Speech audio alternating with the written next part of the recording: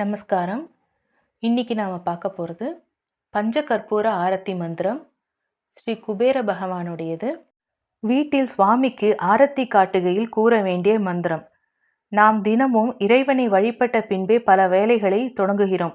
அப்படி வழிபடுகையில் இறைவனுக்கு வீட்டில் கற்பூர ஆரத்தி எடுப்பது நாம் வழக்கமாக வைத்துள்ளோம். அப்படி ஆரத்தி எடுக்கையில் நாம் இறைவனுக்கு ஆரத்தி மந்திரம் அதை ஜெபிப்பது நமது வேண்டுதலுக்கு மேலும் பலம் சேர்க்கும். இந்த வகையில் தினமும் ஆரத்தி எடுக்கையில் நாம் கூற வேண்டிய ஆரத்தி மந்திரம் இதோ. இந்த மந்திரத்தை அனுதினமும் சொல்லலாம்.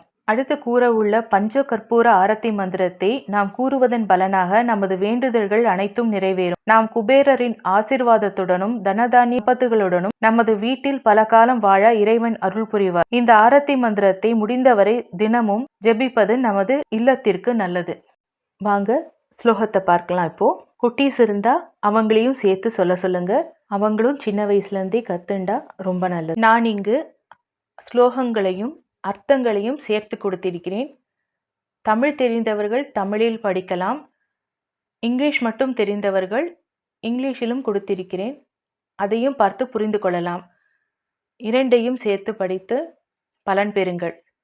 ஓம் ராஜாதி ராஜாய பிரசங்கிய சாகினே நமோ வயம் வைஸ்ரவனாய கூர்மஹே சமே காமான் காம காமாய மஹ்யம் காமேஸ்வரோ வைஸ்ரவநாததாது குபேராய வைஸ்ரவனாய மகாராஜாய நமஹ.